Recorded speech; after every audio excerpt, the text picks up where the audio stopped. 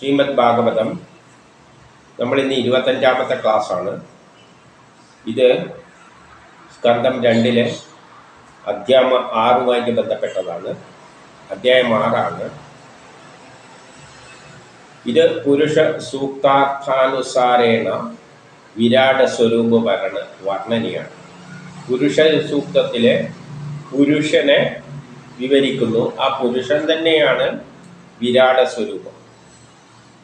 ഈ പ്രപഞ്ചത്തിലുള്ള നമ്മളെല്ലാം അടക്കമുള്ളത് ഒരു വലിയൊരു ജീവിയായിട്ട്, ഈ പ്രപഞ്ചത്തെ ഒരു ജീവിയായി കണ്ടുകൊണ്ട്,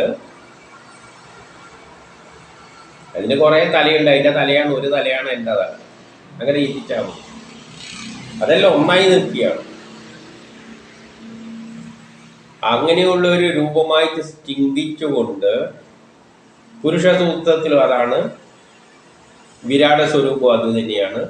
എന്നിട്ട് അതിൽ ഓരോ അവയവങ്ങളെയും നമ്മളതുമായിട്ട് താരതമ്യം ചെയ്തുകൊണ്ട് പറഞ്ഞു തരികയാണ് നമുക്ക് മനസ്സിലാക്കാൻ വേണ്ടിയിട്ട്.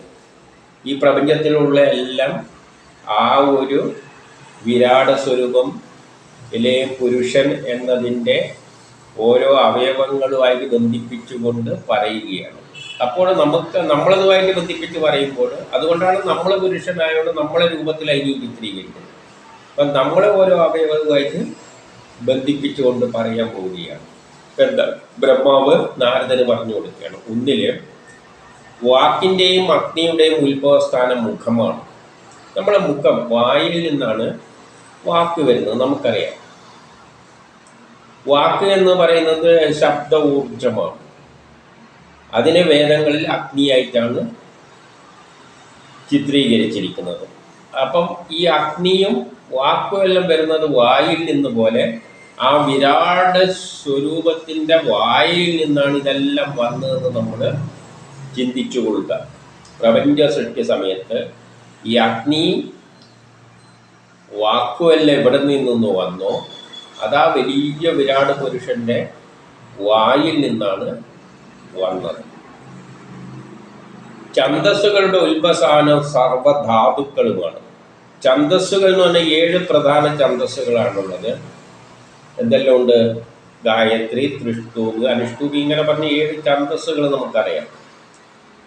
അത് 7 ധാതുക്കൾക്കാണ്. നമ്മളെ ശരീരത്തിലെ ധാതുക്കൾ എന്തെല്ലാമാണ്? ത്വക്ക്, രക്തം, മാംസം, മേധസ്, അസ്ഥി, മജ്ജ, ശുക്ലം, ഇതമാണ് 7 ധാതുക്കൾ. അതുകൊണ്ടാണ് നമ്മളെ ശരീരം ഉണ്ടാക്കിയിരിക്കുന്നത്. അതുമാതിരി ഈ പ്രപഞ്ചത്തിൽ ഏതെല്ലാം ഉണ്ടോ അതിൻ്റെ എല്ലാം ത്വക്കും മാംസവും എല്ലാം കൂടി ആ പുരുഷൻ്റെ ത്വക്കും മാംസത്തിലൂടെയാണ് ഛന്ദസ്സുകൾ വന്നിരിക്കുന്നത് എന്ന് പറയുകയാണ്. അപ്പോൾ ആ പുരുഷനെ, പ്രപഞ്ചത്തെ മനസ്സിലാക്കണ്ടെങ്കിൽ ആ പുരുഷനെ മനസ്സിലാക്കണം. ആ പുരുഷനെ മനസ്സിലാക്കണ്ടെങ്കിൽ പുരുഷൻ്റെ എല്ലാ അവയവങ്ങളെ പറ്റി അറിയണം. ആ അവയവങ്ങളെ പറ്റി അറിയണമെങ്കിൽ ഈ ഛന്ദസ്സുകളിലൂടെ പോയാലേ പ്രപഞ്ച രഹസ്യം മുഴുവൻ മനസ്സിലാക്കാൻ പറ്റുകയുള്ളൂ. അതാണ് വേദത്തിലുള്ളത്. വേദത്തിലുള്ള വരികളിലൂടെ അർത്ഥം മനസ്സിലാക്കണ്ടെങ്കിൽ ഛന്ദസ്സുകൾ നോക്കിയിട്ട്, ഓരോ വരിയും നോക്കിയിട്ട് അത് ഏതാണ്, ഏതിനെ പറ്റിയാണ് ഈ പ്രപഞ്ചത്തിലുള്ളത് പറയുന്നത് എന്ന് മനസ്സിലാക്കണം. അത് ആ പുരുഷൻ്റെ എന്താണ്? ധാതുക്കളാണ്. പിന്നെ ഹവ്യം, കവ്യം, അമൃതം എന്നീ അന്നങ്ങൾക്ക് എല്ലാ രസങ്ങൾക്കും ഉത്ഭവസ്ഥാനം നാക്കും ആകുന്നു. നാക്കിൽ നിന്നാണ് നമ്മുടെ രുചിയെല്ലാം പുറത്തേക്ക് വരുന്നത്. രുചി നാക്കിലൂടെയാണല്ലോ എല്ലാ അന്നെല്ലാം രുചിക്കുന്നത്. അപ്പോൾ ആ പുരുഷൻ്റെയും എല്ലാതരം അന്നങ്ങളെ 3ആയിട്ട് തിരിച്ചിട്ടുണ്ട്. ഹവ്യം, കവ്യം, അമൃതം, ഇങ്ങനെ 3ആക്കിയിട്ട് എല്ലാ പ്രപഞ്ചത്തിലുള്ള അന്നങ്ങളെയും 3ആയി തിരിച്ചിട്ടുണ്ട്. അന്നെന്ന് പറയുമ്പോൾ നമ്മൾ തിന്നതായിട്ട് ചിന്തിച്ചോളണം. നമ്മൾ കഴിക്കുന്ന ഭക്ഷണത്തെയും 3ആയി തിരിച്ചിട്ടുണ്ട്. അന്നം എന്ന് പറയുമ്പോൾ നമ്മൾ മാത്രമല്ല അന്നം കഴിക്കുന്നത്, നമ്മളും ആ വിരാട പുരുഷൻ്റെ ഒരു ഭാഗമാണ്. പക്ഷേ ആ വസ്തുക്കളെല്ലാം ഒരു 3 കാറ്റഗറിയിൽ തിരിച്ചിരിക്കുന്നു. അപ്പം അതെല്ലാം ഈ പ്രപഞ്ചത്തിൽ എന്തെല്ലാം അന്നങ്ങളുണ്ടോ അതെല്ലാം ആ പുരുഷൻ്റെ ഏതിൽ നിന്നാണ് വന്നത്? രസത്തിൽ നിന്നാണ് വന്നിരിക്കുന്നത്. ഇനി 2 സർവപ്രാണങ്ങൾക്കും വായുവിനും നാസാദ്വാരങ്ങൾ ഉത്ഭവസ്ഥാനമാകുന്നു. നമ്മളെ നാസാദ്വാരത്തിലൂടെയാണ് വായു എല്ലാം കയറിയും പോവുകയെല്ലാം ചെയ്യുന്നത്. പ്രാണങ്ങളെല്ലാം പ്രാണങ്ങളെല്ലാം വായുവിലൂടെയാണ് ശരീരത്തിന് എല്ലായിടത്തും കയറിപ്പോകുന്നത്. അതേപോലെ നമ്മളെ പ്രപഞ്ചത്തിൽ ഈ വായു എല്ലാം ഉണ്ടായത് ആ പുരുഷൻ്റെ നാസാദ്വാരത്തിലൂടെയാണ്. അതിന് കുറേ നാസാദ്വാരം ഉണ്ട്, അതിലൂടെയാണ് വായു ഇങ്ങനെ വരുന്നത്. നമ്മളെ മൂക്കിലൂടെ വരുമ്പോൾ അതുവഴി നമ്മളെ മൂക്ക് അതിൻ്റെ ഒരു ചെറിയ ഭാഗമാണ്. ഈ ലോകത്തിൽ ആരെല്ലാം ശ്വസിക്കുന്നുണ്ട് അതെല്ലാം അതിൻ്റെ മൂക്ക് തന്നെയാണ്. അതിലൂടെയാണ് വായു ഇങ്ങനെ എപ്പോഴും സഞ്ചരിച്ചുകൊണ്ടിരിക്കുന്നത്. അപ്പം വായുവിൻ്റെ ഉത്ഭവസ്ഥാനം അവിടെ നിന്നാണ് ഇങ്ങനെ വന്നതെന്ന് സങ്കല്പിച്ചുകൊള്ളണം. അശ്വനി കുമാരന്മാരും ഔഷധങ്ങൾക്കും ഗന്ധങ്ങൾക്കും എല്ലാം മൂക്ക് ഉത്ഭവസ്ഥാനമാണ്. അശ്വനി കുമാരന്മാർ എന്ന് പറഞ്ഞാൽ മൂക്കില് നമുക്കെന്തുണ്ട്, 2 ദ്വാരമുണ്ട്. മൂക്കിലൂട്ടിയാണല്ലോ ആ ശ്വാസം വലിച്ചു വിടുന്നത്. ആ ഫോഴ്സ് ആക്ട് ചെയ്യുന്നത് മൂക്കിലൂട്ടിയാണ്. അശ്വനി കുമാരന്മാരും ബലമാണ്. അശ്വനി കുമാരന്മാർ മരുന്നുകളെല്ലാമായിട്ട് ബന്ധപ്പെട്ട് കിടക്കുന്നുണ്ട്. അതുകൊണ്ട് അശ്വനി കുമാരന്മാരും മരുന്നുകൾ, പിന്നെ മണമെല്ലാം മൂക്കുമായിട്ടാണ് ബന്ധപ്പെട്ടത്. അപ്പോൾ എന്തെല്ലാം സ്മെല്ല് ഈ ലോകത്തിലുണ്ടോ, എന്തെല്ലാം മരുന്നുകളുമായിട്ട് ബന്ധപ്പെട്ട കാര്യങ്ങളുണ്ടോ, എന്തെങ്കിലും അശ്വനി കുമാരൻ ബലങ്ങളായിട്ട് ഫോഴ്സുകളായിട്ടുണ്ടോ, ആ ബലമെല്ലാം പ്രയോഗിക്കുന്നില്ലേ പ്രകൃതി, അതെല്ലാം അതിൻ്റെ മൂക്കിൽ നിന്ന് വരുന്നതായിട്ട് ചിന്തിച്ചോളണം. അതിൻ്റെ ഓരോ അവയവങ്ങളെ പരിചയപ്പെടുത്തി തരികയാണ്. ഇതെല്ലാം ഒരു ഭാവനയിൽ നമ്മൾ കാണാൻ വേണ്ടിയിട്ടാണ് വലിയൊരു പുരുഷന്, അല്ലാതെ അങ്ങനെ ഒരു പുരുഷനൊന്നും കാണിയില്ല. ഇതെല്ലാം കൂടിയായാലും ഒരു രൂപം കൊടുക്കണമല്ലോ, അതിനൊരു പേര് കൊടുക്കണമല്ലോ. ഇതെല്ലാം കൂടിയതാണ് ആ രൂപം. ഈ പ്രപഞ്ചം എല്ലാം കൂടെ പ്രപഞ്ചഘടന എന്ന് വേണ്ടി പറയാം. ആ പ്രപഞ്ചഘടനക്കാണ് ഇവിടെ വിരാട് പുരുഷൻ എന്ന് പറയുന്നത്. പ്രപഞ്ചഘടന എന്നത് ഇന്നുള്ളതല്ല, നാളെ ഉണ്ടാകുന്നത്, ഇനി ഉണ്ടായത്, പണ്ട് നശിച്ചതും എല്ലാം അതിൻ്റെ അകത്തുണ്ട്. അതുകൊണ്ട് പ്രപഞ്ചഘടന എന്ന് പറഞ്ഞാൽ ഇപ്പോൾ ഉള്ളതേ എടുക്കാൻ പറ്റും. നാളെ അതിന് മാറ്റം വന്നു കഴിഞ്ഞാൽ അത് അന്നേരം എടുക്കാൻ പറ്റും. ഇതല്ല, പഴയതും ഇപ്പോഴത്തെ എല്ലാം കൂടിയിട്ട് വേണം ഇനി എടുക്കാൻ. ഇനി 3 രൂപം, പ്രകാശം എന്നിവയ്ക്ക് കണ്ണുകൾ. ഇപ്പം നമ്മൾ ഓരോന്നിനെ രൂപം കാണുന്നത് കൊണ്ടാണ്, കണ്ണിലൂട്ടിയാണ്. പ്രകാശം, അത് പ്രകാശത്തിലൂട്ടിയാണ്. ഓരോ വസ്തുവിലെ പ്രകാശം നമ്മളെ കണ്ണിൽ വീഴുമ്പോഴാണ് നമുക്ക് രൂപം അനുഭവപ്പെടുന്നത്. അപ്പം നമ്മളെ കണ്ണുമാരി തന്നെ ഈ പ്രകാശവും രൂപമെല്ലാം അതിൻ്റെ കണ്ണിൽ നിന്ന് വരികയാണ്. അപ്പം അതിനെത്ര കണ്ണുണ്ട് എന്ന് ചോദിച്ചു കഴിഞ്ഞാൽ അതിന് കോടിക്കണക്കിന്. എൻ്റെ കണ്ണുകൊണ്ട്, പാമ്പിൻ്റെ കണ്ണുകൊണ്ട്, തവളേൻ്റെ കണ്ണുകൊണ്ട്, എല്ലാത്തിൻ്റെയും കണ്ണിലൂടെയാണ് അത് പ്രകാശമെല്ലാം പുറത്തേക്ക് ചൊരിയുന്നത്. സൂര്യനും അതിൻ്റെ ഒരു കണ്ണാണെന്ന് ചിലപ്പോൾ പറയും.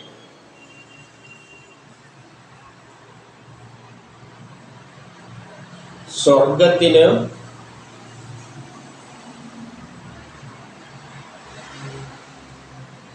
സൂര്യനും, ഇപ്പം അടുത്ത സൂര്യൻ തന്നെ പറഞ്ഞിട്ടുണ്ട്, സ്വർഗത്തിനും സൂര്യനും നേത്രഗോളങ്ങൾ.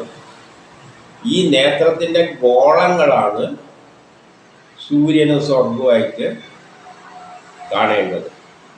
അപ്പോൾ പ്രകാശമാണല്ലോ കണ്ണ് എന്ന് പറഞ്ഞിട്ട് അതിനകത്തുള്ള ഗോളത്തിനാണ് സൂര്യനായിട്ട് എടുക്കേണ്ടത്. അപ്പം അതിൻ്റെ നേത്രഗോളമാണ് സൂര്യനും സ്വർഗത്തിലെല്ലാം ഉള്ള സൂര്യന്മാർ. സ്വർഗത്തിലെന്ന് പറയുമ്പോൾ കുറേ ഗ്രഹങ്ങളുണ്ട്, എല്ലാം ഗോളങ്ങളും എല്ലാം അതിൻ്റെ കണ്ണുകളായിട്ട് എടുക്കണം. അപ്പം എല്ലാ സൂര്യന്മാരും, പ്രപഞ്ചത്തിൽ എന്തെല്ലാം നക്ഷത്രങ്ങളുണ്ടല്ലോ അതെല്ലാം അതിൻ്റെ ആ വിരാട് രൂപത്തിൻ്റെ കണ്ണിലെ ഗോളങ്ങളായിട്ട് സങ്കല്പിച്ചു കൊടുക്കുക.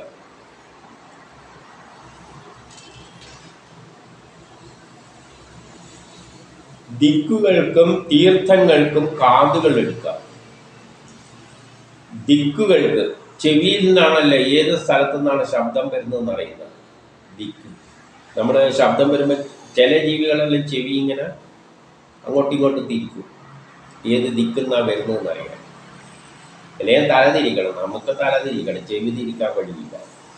പക്ഷേ ചില ജീവികളെല്ലാം ചെവി ഇങ്ങനെ തിരിച്ചു വെക്കുന്നതാണ്.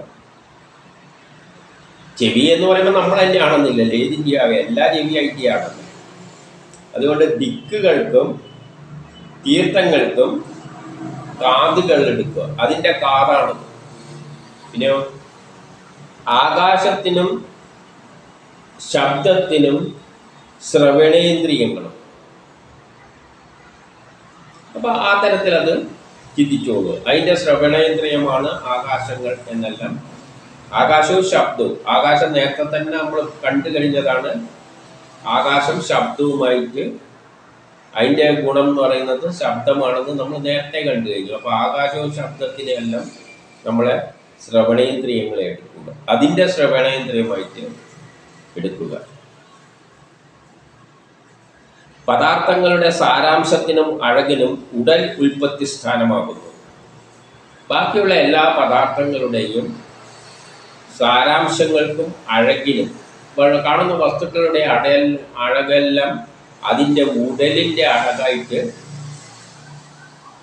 നമ്മളിപ്പോൾ ഒരു ജീവിനെ നോക്കുമ്പോൾ അതിൻ്റെ ഉടലല്ലേ നോക്കുക, അതിൻ്റെ ഭംഗി നോക്കുന്നു.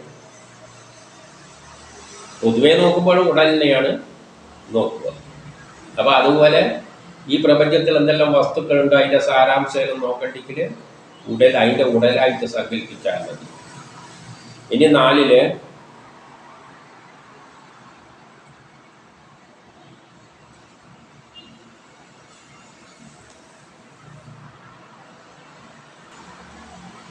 സ്പർശനേന്ദ്രിയത്തിനും, നമ്മൾ തൊട്ടു നോക്കുന്ന ഇതാണല്ലോ സ്പർശനേന്ദ്രിയം, ചർമ്മം, സ്കിന്ന്. വായുവിനെ നമുക്ക് എങ്ങനെ ചെയ്യാൻ പറ്റും? തൊട്ടു നോക്കാനേ പറ്റും. കല്ലെല്ലാണെങ്കിൽ കണ്ണുകൊണ്ടും നോക്കാം. പക്ഷെ വായുവിനെ നോക്കാനുള്ള ഒരു വഴി എന്തേ ഉള്ളൂ?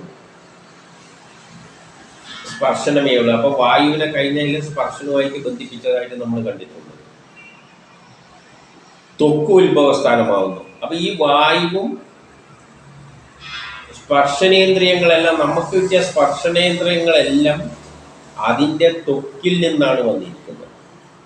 അതിൻ്റെ ത്വക്കിൽ നിന്നാണ് ഈ വായുവും സ്പർശനേന്ദ്രിയങ്ങളെല്ലാം ഉത്ഭവിച്ചിരിക്കുന്നത്.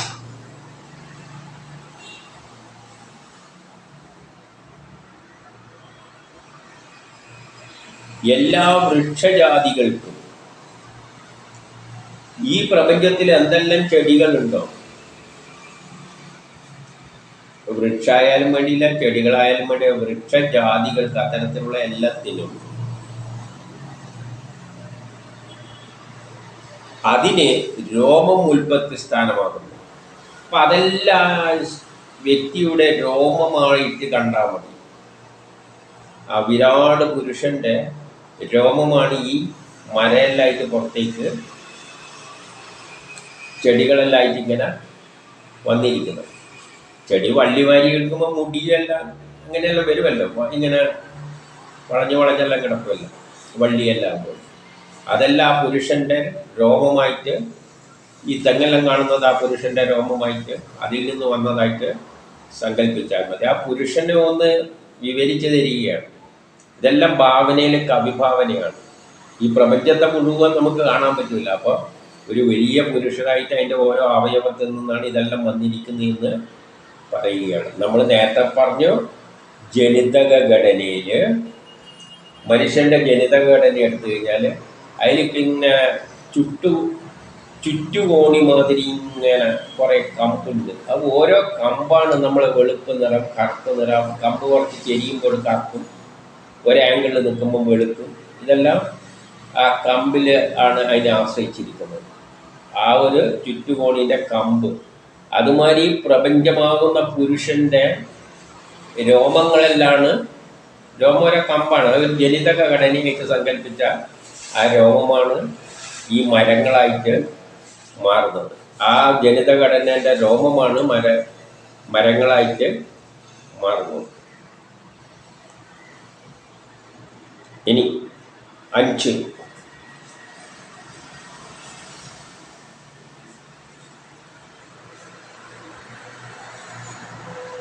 കല്ല്, ലോഹം, 5-ലാണ്. കല്ല്, ലോഹം, മേഘം, മിന്നൽ എന്നിവക്ക് നഖങ്ങളും തലമുടി, മുഖരോമം എന്നിവയും. ഇപ്പോൾ ഇവിടെ കല്ല് കാണുന്നുണ്ട്. ആ കല്ലെല്ലാം അതിൻ്റെ ആ ജനിതക ഘടനയുടെ ആ വിരാട് പുരുഷൻ്റെ കല്ലായ ലോഹങ്ങൾ കാണും, മേഘങ്ങളെല്ലാം കാണും, മിന്നൽ കാണും. അതെല്ലാം ആ വിരാട് പുരുഷൻ്റെ നഖങ്ങളായിട്ട് കണ്ടാൽ മതി.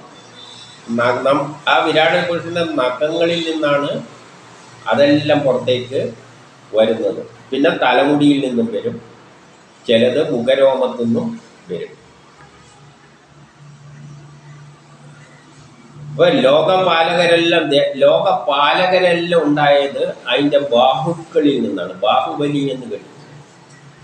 ബാഹുക്കളുടെ ബലത്തു നിന്നാണല്ലോ കർമ്മം ചെയ്യാൻ പറ്റുക. അപ്പോൾ ലോകത്തെ പരിപാലിക്കുന്നവരെല്ലാം അതിൻ്റെ ബാഹുബലിയിൽ നിന്നാണ് വന്നിരുന്നത്. നമ്മൾ ഈ ചുറ്റുകോണിയിലെ ഒരു കമ്പിൽ നിന്നാണ് നടം വന്നത് എന്ന് പറയുന്ന പോലെ ഈ ഈ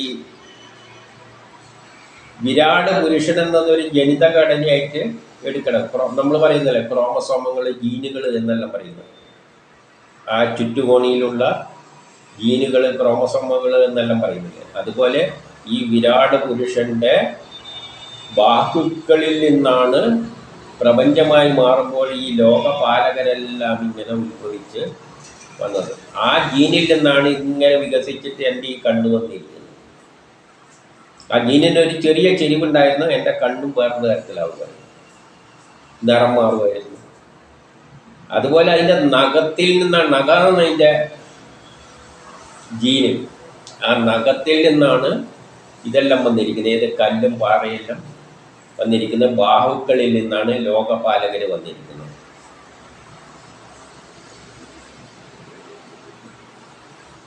ഇനി 6 ഭൂലോകം, ഭുവർലോകം, സ്വർലോകം, ഈ 3 ലോകങ്ങൾ പറഞ്ഞല്ലോ. അതെല്ലാം എന്നിവ ശ്രീഹരിയുടെ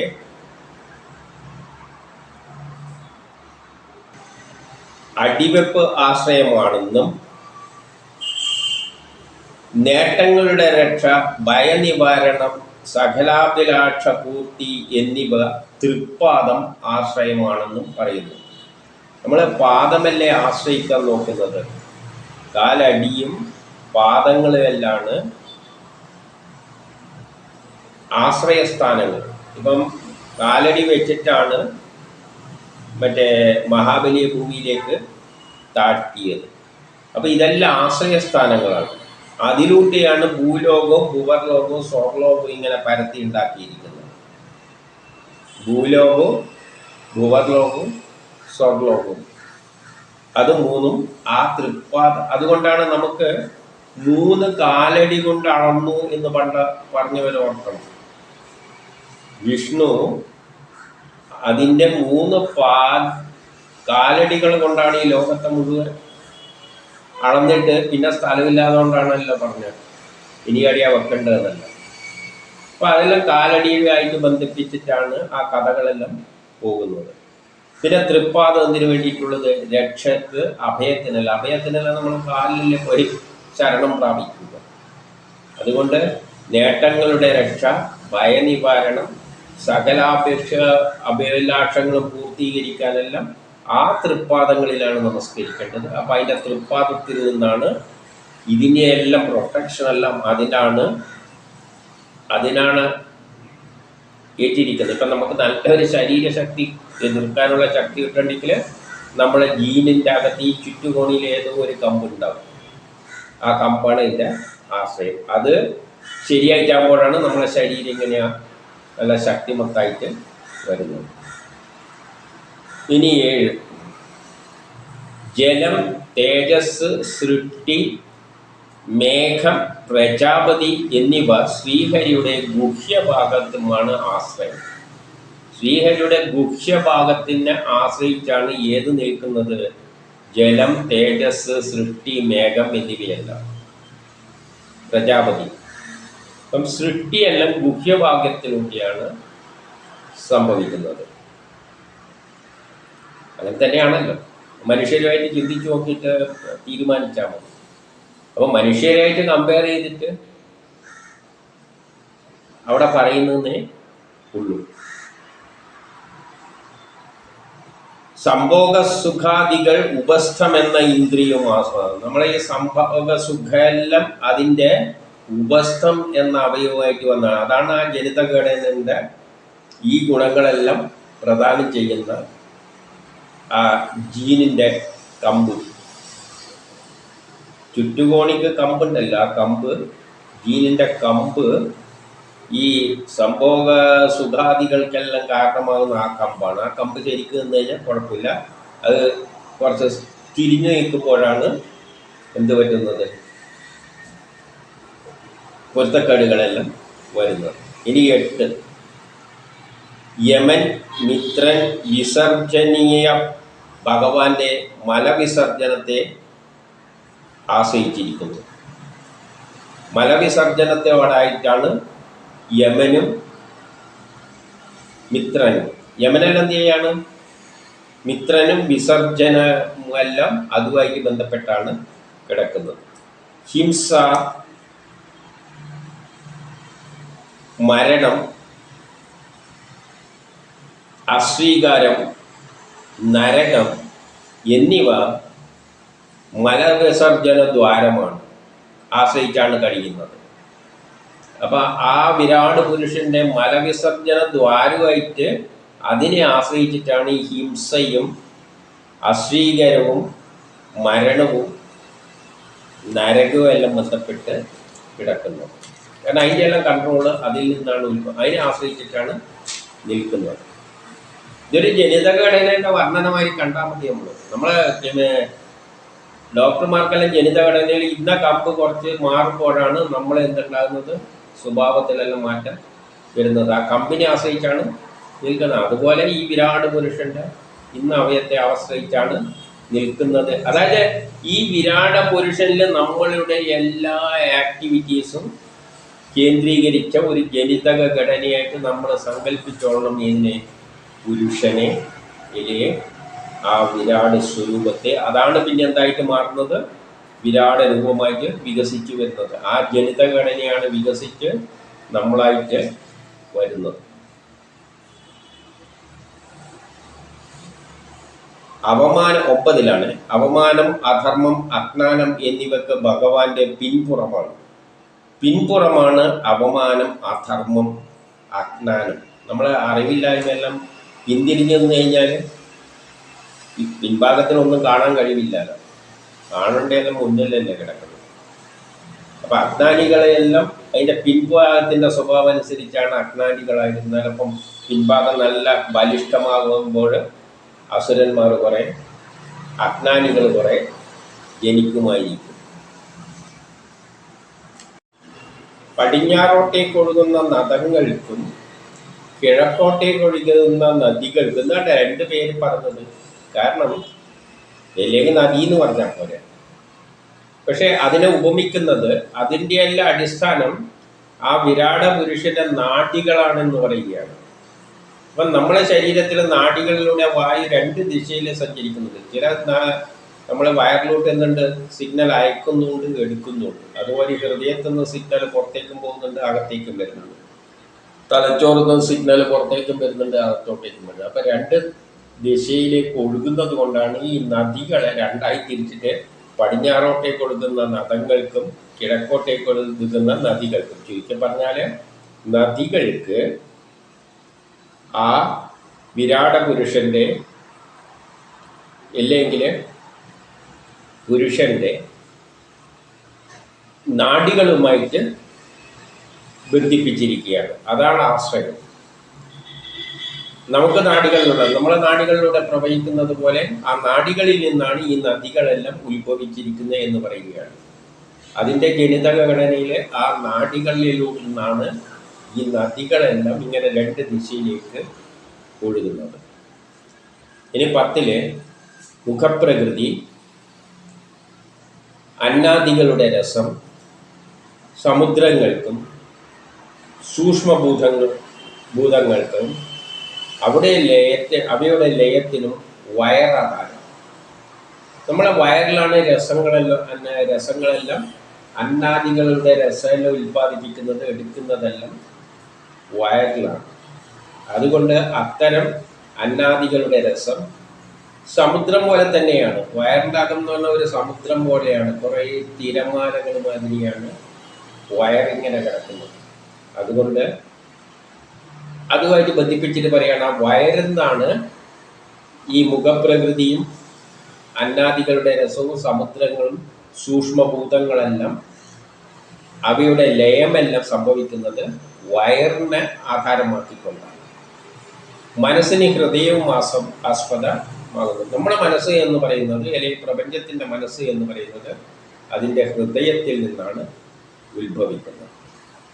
മനസ്സും ഹൃദയവും തമ്മിലുള്ള ബന്ധം നമുക്ക് പിന്നീട് വേദത്തിലൂടെ കാണാം. പിന്നെ 11 ധർമ്മദേവത ബ്രഹ്മാവിനും നാരദനും സനതാദികൾക്കും ശ്രീരുദ്രനും ജ്ഞാനത്തിനും അന്ധകരണത്തിനും ചിത്തം പ്രധാനാധാരം. അപ്പോൾ അതിൻ്റെ ചിത്തമാണ്, ചിത്തം എന്ന ഭാഗത്തിൻ്റെ കൺട്രോളിലാണ് ധർമ്മദേവതകൾ, ബ്രഹ്മാവ്, നാരദൻ, സനകാദികൾ, ശ്രീരുദ്രൻ, ഇവെല്ലാം ജ്ഞാനങ്ങളെല്ലാം അന്ധകരണമെല്ലാം അതിൻ്റെ ചിത്തത്തിൽ നിന്നാണ് ഉത്ഭവിക്കുന്നത്. അപ്പോൾ അതിനൊരു ചിത്തമുണ്ട്. നമ്മളെ ചിത്തം മാതിരിയല്ല, പക്ഷെ ചിന്തിക്കാൻ നമ്മളെ ചിത്തം മാതിരി ചിന്തിച്ചു കൊടുക്കുക. നമ്മളെ ചിത്തസമാനമായ ഒരു ഇതിൽ നിന്നാണ്, വിരാട പുരുഷത്തിൻ്റെ ചിത്തത്തിൽ നിന്നാണ് ഇതെല്ലാം അതിനെ ആധാരമാക്കിയാണ് നിൽക്കുന്നത്. ഏതുപോലെ എന്ന് പറഞ്ഞാൽ നമ്മളെ ശരീരത്തിൻ്റെ കോശങ്ങളുടെ പ്രവർത്തനം, നമ്മുടെ ജനിതക ആ ഘടനയെ ചില കമ്പുകളായിട്ട്, ചുറ്റുകോണിൻ്റെ കമ്പുകളായിട്ടാണ് ബന്ധിപ്പിച്ചിരിക്കുന്നത്. ആ കമ്പിൽ വേരിയേഷൻ വരുമ്പോഴാണ് നമ്മളെ കോശങ്ങളിൽ എന്തുണ്ടാകുന്നത്, ക്യാൻസർ എല്ലാം ഉണ്ടാകുന്നത്. ആ ജനിതക ഘടനയിലുള്ള കമ്പിലൊരു ചെറിയ മാറ്റം ഉണ്ടാകുമ്പോൾ അതിന് ബന്ധപ്പെട്ട കോശത്തിൽ എന്തുണ്ടാകും, ക്യാൻസർ എല്ലാം ഉണ്ടാകും. അതുപോലെ ഇതിൻ്റെ ചിത്രമാണ് ഇതിനെല്ലാം കാരണം. പിന്നെ 12, 13, 14 പാൻറ്റിൽ നീട്ടി വലിച്ചു പറയുകയാണ്, ഞാൻ എന്ന ചിന്ത, നീ എന്ന ചിന്ത, രുദ്രൻ, സൗനാദി ദേവകൾ, അസുരന്മാർ, മർത്യർ, ആന, പറവകൾ, കാട്ടുജന്തുക്കൾ, ഇടജന്തുക്കൾ, ഗന്ധർവൻ, അപ്സരസുകൾ, യക്ഷ, രാക്ഷസ, ഭൂത, പ്രേതങ്ങൾ, സർവങ്ങൾ, പിന്നെയോ കാനനം, പിതൃക്കൾ, സിദ്ധദേവന്മാർ, വൃക്ഷം, വെള്ളത്തിലും കരയിലും ജീവിക്കുന്ന ജീവികൾ, ഗ്രഹങ്ങൾ, നക്ഷത്രങ്ങൾ, വാൽനക്ഷത്രങ്ങൾ, ഈ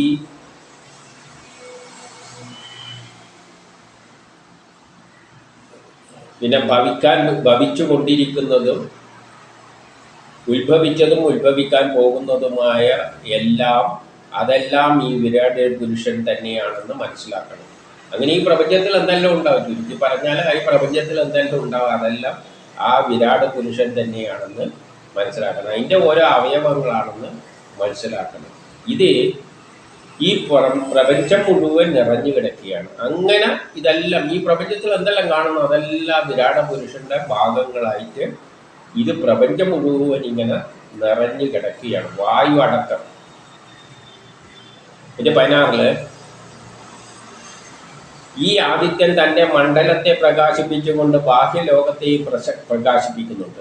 സൂര്യൻ, നമുക്കറിയാം, സൂര്യൻ എന്ന് പറഞ്ഞാൽ ആകാശത്തിൽ എത്രയോ സൂര്യന്മാരുണ്ട്. അതിലൊരു സൂര്യനാണ് നമ്മളെ സൂര്യൻ. ഈ സൂര്യൻ നമ്മളെ ഭൂമിയിലാണ് വെളിച്ചം പരത്തുന്നത്. പക്ഷേ ഇത് ലോകം മുഴുവൻ പരത്തിക്കൊണ്ടിരിക്കുക, അകത്തും പുറത്തും എന്ന് പറയുമ്പോൾ ഈ സൂര്യനും അതൊരു മരുത്തിൻ്റെ ഭാഗമാണ്. ആ മരുത്തുകളെല്ലാം ഇങ്ങനെ പ്രപഞ്ചം മുഴുവൻ കറങ്ങുന്നുണ്ട്. അപ്പം നമ്മൾ അറിയാതെ തന്നെ ഈ സൂര്യനും സൂര്യൻ്റെ ചുറ്റുമുള്ള ഗോളങ്ങളെല്ലാം വേറൊരു വഴിയിലൂടെ ഈ പ്രപഞ്ചം മുഴുവൻ കറങ്ങുകയാണ്. ഏതുപോലെ നമ്മളെ ടോർച്ച് ഇവിടെ പ്രകാശിപ്പിക്കുന്നുണ്ട്, ശരി തന്നെ, ഇവിടെയാണ് പ്രകാശിക്കുന്നത്. പക്ഷെ നമ്മൾ നടന്നു പോയി കഴിഞ്ഞാൽ, ഇപ്പം ട്രിവാൻഡ്രം അങ്ങ് ഡൽഹി വരെ നടന്നാൽ നമ്മളെല്ലായിടത്തും പ്രകാശിപ്പിച്ചിട്ടല്ലേ പോകുന്നത്. അതുപോലെ ഈ സൂര്യൻ എന്ത് ചെയ്യുന്നുണ്ട്, പ്രപഞ്ചം മുഴുവൻ പ്രകാശിപ്പിച്ചിട്ട് പോകുന്നുണ്ട്.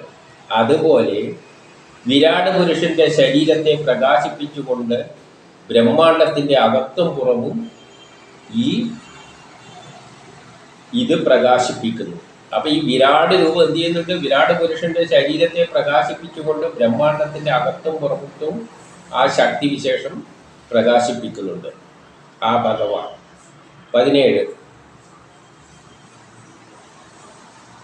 ഈ ഭഗവാൻ നശിച്ചു പോകുന്ന കർമ്മഫലത്തെ അതിലംഘിക്കുന്നവനാണ്. അതെന്തെല്ലാം സൃഷ്ടി ഇവിടെ നടത്തിക്കഴിഞ്ഞാലും അതെല്ലാം കുറച്ചു കാലം കഴിയുമ്പോൾ ഇല്ലാതെയാവും. കാരണം ആ ഭഗവാൻ ഈ പ്രപഞ്ചമെല്ലാം സൃഷ്ടിച്ചിട്ട് പിന്നെ എല്ലാം പൊളിച്ചു കെട്ടി അതിനകത്ത് അതെല്ലാം നശിക്കുന്നുണ്ട്. പക്ഷേ എന്നാലും അതിനെയെല്ലാം അതിലംഘിച്ചിട്ടാണ്, അതിന് നാശമില്ല. അതിനെല്ലാം അതിലംഘിച്ചിട്ടാണ് അത് നിൽക്കുന്നത്. അതുണ്ടാകുന്ന സൃഷ്ടികളെല്ലാം നശിക്കും, പക്ഷെ അതിനൊന്നും സംഭവിക്കില്ല. എന്നതിനാൽ നിത്യസുഖത്തിൻ്റെയും മുക്തിയുടെയും ഉടമയാണ്. അപ്പോൾ നമ്മൾ നശിച്ചു പോകും. നമ്മളും മുക്തി നേടണ്ടെങ്കിൽ ഈ ജനന മരണം എന്ന പ്രക്രിയയിൽ നിന്ന് നമ്മൾ മറികടക്കണ്ടെങ്കിൽ എന്ത് വേണം? അതിനെ ആശ്രയിച്ചാലേ പറ്റും. അപ്പോൾ അതിൻ്റെ മുക്തിയെല്ലാം, നമ്മുടെ മുക്തിയും അതിലാണ് ആശ്രയിച്ച് കിടക്കുന്നത്. അതുകൊണ്ട് അതിൻ്റെ വൈഭവം എന്ന് പറയുന്നത് അപാരമാണ്. ഇതിന് പാട്ടിൽ പറയുന്നു, ഈ ഭൂമിയാദി ലോകങ്ങൾ ആ ഭഗവാന്റെ ഒരു പാദം മാത്രമാണ്. ആ ഭഗവാന്റെ ഒരൊറ്റ പാദമാണ് ഈ പ്രപഞ്ചം. ആ വിരാട് പുരുഷൻ എങ്ങനെയാന്ന് വെച്ചാൽ, ഞാൻ ആദ്യം പറഞ്ഞു, നിർഗുണമായ ഒരു ഒന്നാണ് ബ്രഹ്മം. അത് എത്രയോ അങ്ങ് കിടക്കുകയാണ്. അതിൻ്റെ ഒരംശത്തിൽ നമ്മൾ ഒരു മാവ് കുഴച്ച് വെച്ചിരിക്കുകയാണ്. മാവ് കുറയുള്ളൂ, ഇത്ര വലുപ്പത്തിലുള്ളൂ. അതിൻ്റെ ഒരു മൂലക്ക് കുറച്ചെടുത്തിട്ട് നമ്മൾ ചെറിയ ചെറിയ രൂപങ്ങൾ ഉണ്ടാക്കി വേർപെടുത്താതെ ഉരുട്ടിയിട്ട് ഒരു കുറച്ച് മൂലക്ക് ഒരു ബോൾ മാരി പെൻസിൽ മാരി എല്ലാം ആക്കിയെന്ന് വെച്ചോ. ഇതാണ് പ്രപഞ്ചം എന്ന് വെച്ചോ. ഇതാണ് പ്രപഞ്ചം. ഇതിൽ നിന്ന് കുറച്ചെടുത്തിട്ട് വിരലുകൾ ഉണ്ടാക്കി, ബാക്കി എല്ലാം അതേപോലെ കിടക്കുന്നുണ്ട്. അപ്പം ഈ പ്രപഞ്ചം എന്ന് പറയുന്നത്, ഇത് എന്ന് പറയുന്ന ഈ പ്രപഞ്ചം ഇങ്ങനെ അതിനതിരില്ല, അങ്ങനെ കിടക്കുകയാണ്. അതിന് കുറച്ചെടുത്തിട്ടാണ് എന്തുണ്ടാക്കിയിരിക്കുന്നത്. അതിൻ്റെ ഒരു പാദം മാത്രമാണ് ഈ ഭൂമിയാദി ലോകങ്ങൾ. ആ വിരാട് പുരുഷന്റെ അംഗങ്ങളിൽ ജീവങ്ങളും ഉണ്ട്. ആ വിരാട് പുരുഷനിലാണ് എല്ലാ ജീവജാലങ്ങളും ഒതുങ്ങി നിൽക്കുന്നത്. പ്രപഞ്ചം നശിക്കുമ്പോഴും അത് ഒരു ജനിതക ഘടന മാതിരി അങ്ങനെയായി മാറും. കാരണം ഒരു വലിയ വൃക്ഷം നശിക്കുമ്പോൾ അതിൻ്റെ എല്ലാം സത്ത ഇവിടെ വരുന്നുണ്ട്. ഒരു വൃക്ഷത്തിന് ഒരൊറ്റ കായ ഉണ്ടാകുന്ന വിചാരിച്ചു. വൃക്ഷം നശിക്കുമ്പോൾ ഒരു കായ ഉണ്ടാകും. ആ കായയിൽ നിന്നുണ്ട് ആ വൃക്ഷത്തിൻ്റെ, അല്ലെങ്കിൽ ഒരു ചേന എടുത്താൽ മതി. ചേന അതിൻ്റെ അകത്ത് നിന്ന് ഇങ്ങനെ വന്നിട്ട് ചെടിയായി മാറും. കുറേ കാലം കഴിയുമ്പം ഈ ചേനയപ്പം ചെറുതായി വരും. അത് വലുതാകുമ്പോൾ എൻ്റെ അവസാനം ചേന നശിക്കുമ്പോൾ ഇത് വലുതായിട്ടുണ്ടാവും. ഇതൊന്ന് പിന്നെ ആദ്യം വരും. അതുപോലെയാണ് പ്രപഞ്ചത്തെ. പക്ഷേ പ്രപഞ്ചത്തിൽ ആ എടുക്കുമ്പോൾ അളവ് കുറയുന്നില്ല, ആ ഒരു വ്യത്യാസമേ ഉള്ളൂ. അളവിൽ മാറ്റം വരുന്നില്ല. അപ്പോൾ അതിൽ നിന്ന് ഇങ്ങനെ വികസിച്ച് വരുന്നു, സങ്കോചിക്കുന്നു. അപ്പോൾ ആ സങ്കോചിക്കുന്ന ആ വിത്തിൽ എന്തുണ്ട്? അതിൻ്റെ ജനിതക ഘടന മുഴുവനുണ്ട്. ആ മരത്തിൻ്റെ ജനിതക ഘടന മുഴുവൻ ആ വിത്തിൻ്റെ അകത്ത് വളരെ സൂക്ഷ്മമായിട്ടുണ്ട്. അതാണ് വലുതായിട്ട് വൃക്ഷമായിട്ട് വരുന്നത്. അതുപോലെ ഈ പ്രപഞ്ചത്തിൻ്റെ മുഴുവൻ സത്ത ഈ വിരാട പുരുഷനിൽ പ്രപഞ്ചം ഇല്ലാതാകുമ്പോൾ ഇങ്ങനെ ഒതുങ്ങി നിൽക്കും. എന്നിട്ട് അത് പിന്നെ വലുതായിട്ട് പ്രപഞ്ചമായിട്ട് വരും. അപ്പം അതിലെന്തുണ്ട്? സർവ്വ ജീവജാലങ്ങളും അതിൻ്റെ അകത്ത് ജനിതക ഘടനയിൽ പോലെ ഈ വിരാട പുരുഷനിലുണ്ട്. 3 ലോകങ്ങളുടെയും ശിരസ്സാണ് ഭൂഭുവ സ്വർഗം. ഈ 3 ലോകങ്ങളുടെ ശിരസ്സായ ഭൂഭുവ സ്വർഗം ലോകങ്ങളുടെ ഉപരിയായ മഹർലോകത്തിൻ്റെ അതിൻ്റെ ഉപരിതലത്തിലുള്ള ലോകങ്ങളായ ജനപദം, തപലോകം, സത്യലോകങ്ങളിൽ നിത്യസുഖം, നിത്യഭാവുകം, മോക്ഷം എന്നിവ നിക്ഷിപ്തമായിരിക്കുന്നു. അപ്പോൾ ഈ 3 ലോകങ്ങളുടെ എല്ലാം കേന്ദ്രമായ ആ നടുവിൽ, അതായത് 7 ലോകങ്ങൾ പ്രപഞ്ചം മുഴുവൻ പ്രപഞ്ചഘടന 7 ലോകങ്ങളുണ്ട്. അതിൻ്റെ കേന്ദ്രത്തിൽ ആണ് ഇതിൻ്റെ എല്ലാം സത്ത കേന്ദ്രീകരിച്ചിരിക്കുന്നത്. ഇപ്പം പ്രപഞ്ചം നശിക്കുന്ന സമയത്ത് അതിങ്ങനെ വികസിച്ചിട്ട് 7 ലോകമായിട്ട് മാറും. ചുരുങ്ങിയിട്ട്, അതായത് ചേനയിൽ നിന്നും വലിയൊരു ചെടി ഉണ്ടാകുന്നു, പിന്നെ നശിച്ചിട്ട് ചേനയിൽ തന്നെ പോകുന്നു. ആ തരത്തിൽ അവിടെ നിന്ന് 7 ലോകങ്ങൾ വലിയൊരു ബ്രഹ്മാണ്ടം ഉണ്ടാകുന്നു, അതിലേക്ക് പോകുന്നു. അപ്പം മോക്ഷം എപ്പോഴാണ്? അതിൽ പോയി ചേരുമ്പോൾ, അപ്പോഴാണ് നിത്യസുഖം ഉണ്ടാകുന്നത്. പ്രപഞ്ചം അതിൽ പോയി ലയിച്ചാൽ പിന്നെ ഈ ലോകത്തിൽ പ്രശ്നങ്ങളൊന്നുമില്ല. പിന്നെ ഈ പുറത്തേക്ക് വരുമ്പോഴാണ് സൃഷ്ടിയെല്ലാം നടക്കുന്ന അതിൻ്റെ പരമായിട്ടുള്ള പ്രശ്നങ്ങൾ വരും.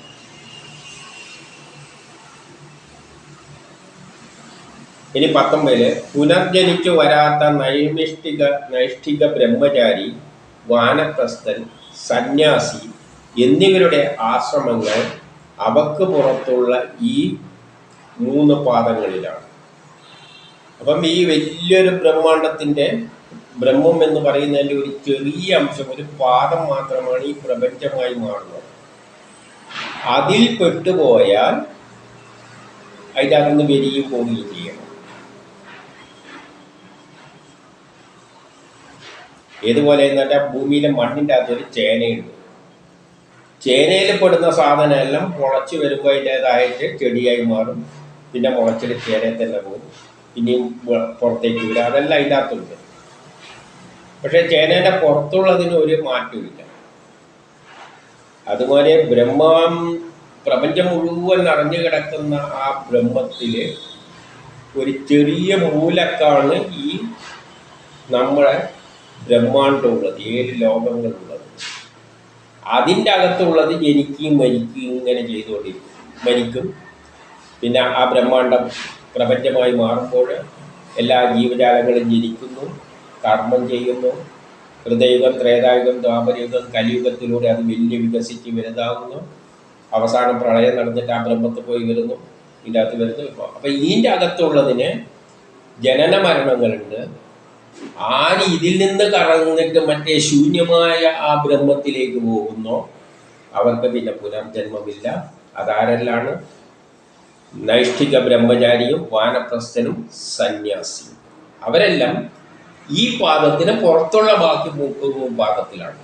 അപ്പം ടോട്ടൽ 4 പാദമായിട്ടെടുത്താൽ അതിലും ഒരു മൂലക്കുള്ള വലിയൊരു ബോളിൻ്റെ ഒരു മൂലക്ക് മാത്രമാണ് ഇങ്ങനെ പൊങ്ങിയിട്ട് ഇല്ലാതാവുകയും ചെയ്തുകൊണ്ടിരിക്കുന്നത്. അപ്പം അതിൽ ആ പാദത്തിൽ ജനിച്ചവർക്ക് ജനിക്കുകയും മരിക്കുകയും ചെയ്യണം. എന്നാൽ അതിൻ്റെ അകത്തുള്ളവർ ഇതിനെ കടന്ന് മറ്റേ 3 പാദത്തിലേക്ക് പോവുകയാണെങ്കിൽ പിന്നെ എന്തില്ല, ജനന മരണമൊന്നും ഇല്ല. ഇതെല്ലാം നമുക്ക് മനസ്സിലാക്കാൻ വേണ്ടിയിട്ട് പല ഉദാഹരണങ്ങൾ സഹിതം പറയുകയല്ല. അത് വരേണ്ട വഴിയുള്ള ഇത്രയും വലിയ പ്രപഞ്ചത്തെ നമുക്ക് കാണാൻ പോലും പറ്റില്ല. എന്നിട്ടെന്ന് പറയുന്നു, ഗൃഹസ്ഥാശ്രമം മാത്രം അകത്തുള്ള പാദത്തിൽ പെടും. അപ്പം നമ്മൾ ഗൃഹസ്ഥാശ്രമികൾ ബ്രഹ്മചര്യം, ഗൃഹസ്ഥാശ്രമം, ഈ ആൾക്കാർ മാത്രം ഇതിൻ്റെ അകത്ത് പെടും. ബാക്കിയുള്ളവരെല്ലാം വാനപ്രസ്ഥവും സന്യാസാലും സ്വീകരിച്ചിട്ട് അങ്ങ് ബ്രഹ്മത്തിൽ പോയി ലയിക്കുന്നവർ ഇതിൽ നിന്ന് വിട്ടിട്ട് മറ്റേടത്ത് ശാശ്വതമായ ശാന്തിയുള്ള അവിടെ പോയി നിൽക്കും. എൻ്റെ 20 പറയാണ്, പലതരത്തിലായവൻ. അപ്പം അതാണ് ഈ പലതായിട്ട് മാറിയിരിക്കുന്നത്. നമ്മളെല്ലായിട്ട് മാറിയിരിക്കുന്നവൻ 2 മാർഗങ്ങൾ സ്വീകരിച്ചു. 2 മാർഗം ഉണ്ടെന്നല്ല, ഒന്ന് ഭൗതിക മാർഗവും ഒന്ന് ആത്മീയ മാർഗവും. ആത്മീയ മാർഗത്തിലൂടെ പോയി കഴിഞ്ഞാൽ നമുക്ക് അവിടെ പോകാം, പിന്നെ ജനന മരണത്തിൽ വരുന്നില്ല.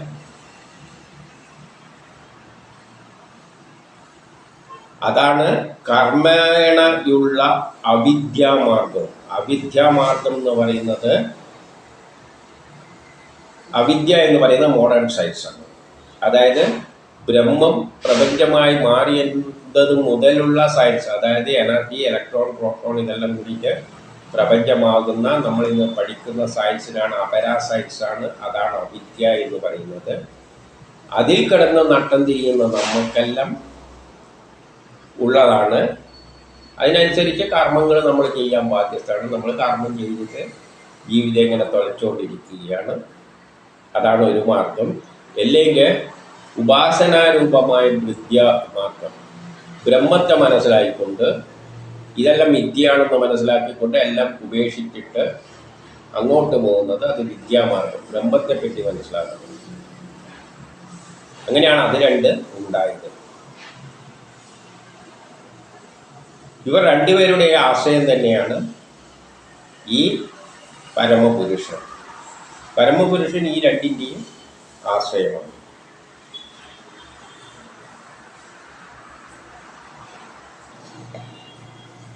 ഇനി 21 ഏതൊന്നിൽ നിന്ന് ഈ ബ്രഹ്മാണ്ടവും, അതായത് ആ ബ്രഹ്മത്തിൻ്റെ ഏതോ ഒരു മൂലക്കുള്ള ആ സംഗതിയുണ്ട്.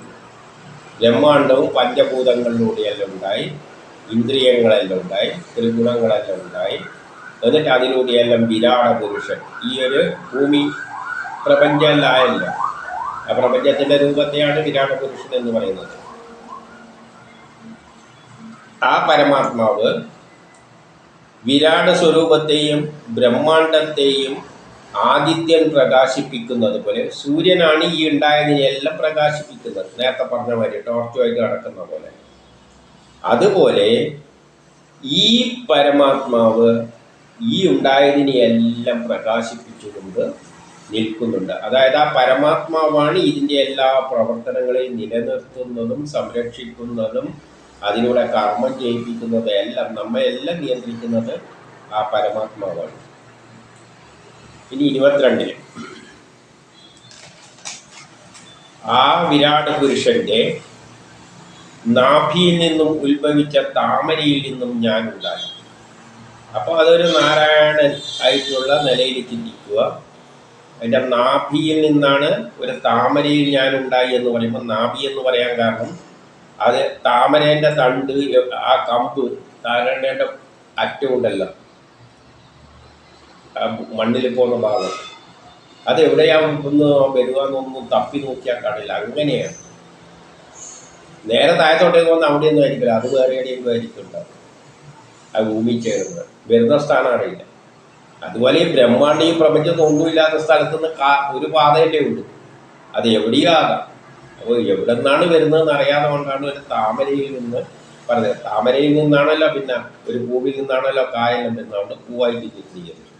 താമരയിൽ നിന്നാണ് സൃഷ്ടി ആരംഭിക്കുന്നത്. ഏതോ ശൂന്യതയിൽ നിന്ന് തുടങ്ങി, ഏതോ സ്ഥലത്ത് നിന്ന് ഒരു താമര വരുന്ന പോലെ. എന്നിട്ട് ആ പൂവിൽ നിന്ന് കായ ഉണ്ടാകുന്നത് പോലെ, അതാണ് ബ്രഹ്മാവ് അവിടെയാണ് ഉണ്ടായത്. അപ്പോൾ ആ സമയത്ത് അത് അതിൻ്റെ അവയവങ്ങളെ മാത്രമേ കണ്ടിട്ടുള്ളൂ. അങ്ങനെ അത് ജനിക്കുമ്പോൾ ഈ വിരാട പുരുഷൻ്റെ അവയവങ്ങളെ മാത്രമേ കണ്ടിട്ടുള്ളൂ. അതിൻ്റെ കയ്യിലുള്ള ആയുധങ്ങളെ പറ്റിയൊന്നും ഒരറിയുമില്ല. അത് ഭയങ്കര ഭീകര രൂപമല്ല, എന്ത് സംഹരിക്കാനും എല്ലാം കഴിവുള്ളതാണ്. അപ്പം അതിനെപ്പറ്റിയൊന്നും ബ്രഹ്മാവിന് അന്നേരം ഒന്നും അറിയില്ലായിരുന്നു. ഇങ്ങനെ ജനിച്ചു. നമ്മൾ ജനിക്കുമ്പോൾ നമുക്കെന്തൊക്കെ അറിയുന്നില്ല. ഇവിടുത്തെ കുതികാൽ വെട്ടിനെ പറ്റിയെല്ലാം നമുക്കെന്തൊക്കെ അറിയാം, ഒന്നും അറിയില്ല. ഇവിടെ നടക്കാൻ പോകുന്ന കാര്യങ്ങളൊന്നും നമുക്കറിയില്ല. നമ്മളിങ്ങനെ ജനിക്കുന്നു നേരെ നിഷ്കളങ്കമായിട്ട്. അതുവഴി ബ്രഹ്മാവും ജനിച്ചു വന്നു. എന്നിട്ട് ബ്രഹ്മാവ് സൃഷ്ടിക്കണ്ടിക്ക പാത്രവും ഇതുമെല്ലാം വേണ്ടേ, കല്ല് അടുക്കള വേണം, മറ്റേത് വേണം. ബ്രഹ്മാവനാണല്ലോ സൃഷ്ടിക്കുന്നത്, എല്ലാം ഉണ്ടാക്കിയിട്ടാണല്ലോ. അപ്പോൾ ഇതെല്ലാം എവിടുന്നാണ് കിട്ടേണ്ട? ആ പുരുഷനിൽ നിന്ന് തന്നെയാണ് കിട്ടുക. അത് തന്നെയാണ് പ്രപഞ്ചമായി മാറിയത്. അപ്പോൾ അതിൽ നിന്ന് തന്നെ എടുത്തിട്ടാണ് ഉരുത്തിയിട്ട് പലതും ഉണ്ടാക്കിയിരിക്കുന്നത്. അപ്പോൾ അത് പറയുകയാണ് 23 മുതൽ 26 വരെ യജ്ഞത്തിന് വേണ്ട പശുക്കളായാലും ദർഭപ്പുല്ലായാലും യജ്ഞഭൂമിയും ഗുണങ്ങൾക്ക് നാദനമായ കാലവും, കാലത്തിലൂടെയെല്ലാം സൃഷ്ടി ചെയ്യുന്നത്. ആ കാലുമെല്ലാം ഉണ്ടായിരിക്കുന്നത് അതിൽ നിന്നാണ്. പാത്രങ്ങളും ധാന്യങ്ങളും എണ്ണ, നെയ്യ്, ഗോതാവ്, ഇത് നമ്മളൊരു പാചകം ചെയ്യുന്ന രൂപത്തിൽ ചിത്രീകരിച്ച് നേടും. ഇതുപോലെ അതിനെന്തെല്ലാം വേണോ അതെല്ലാം അതിൻ്റെ അകത്താണ് കിട്ടിയത്. കർമ്മങ്ങളും യജ്ഞനാമങ്ങൾ, ദക്ഷിണ, വ്രതാനുഷ്ഠാനം, തെറ്റിനുള്ള പ്രതിവിധി, അതായത് എന്തെങ്കിലും തെറ്റ് വരുമ്പോൾ എങ്ങനെ അതിനെ പരിഹരിക്കാം. ഒരു പാചകം വെക്കുമ്പോൾ ചിലപ്പോൾ എന്തൊക്കെ കൂടിപ്പോയാലും നമ്മൾ എന്ത് ചെയ്യും, കുറച്ച് വെള്ളം എടുത്ത് ഒഴിച്ചിട്ട് വേറെ കുറച്ച് എന്തെങ്കിലും ഇട്ടിട്ട് അഡ്ജസ്റ്റ് ആക്കും. അതുപോലെ അതിനുള്ള പ്രതിവിധികൾ എന്നിവയെല്ലാം വിരാട് പുരുഷൻ്റെ അവയവങ്ങളിൽ നിന്ന് ഞാൻ സംഭരിച്ചു. നമ്മൾ സൃഷ്ടി നടത്താൻ വേണ്ടി എന്തെല്ലാം വേണം, പാത്രമോ ചട്ടിയാ കല എന്തെല്ലാം വേണമെന്ന് വെച്ചാൽ എവിടെ നിന്നാണ് എടുത്തത്? ആ പുരുഷനിൽ നിന്ന് തന്നെയാണ് എടുത്തത്. അപ്പം ബ്രഹ്മാവ് വന്നു, അതിന് വേണ്ട പാത്രങ്ങളാ സയൻസാ എന്താ വേണ്ടതെന്നല്ല ഇതിനകത്ത് നിന്ന് തന്നെ എടുത്തു.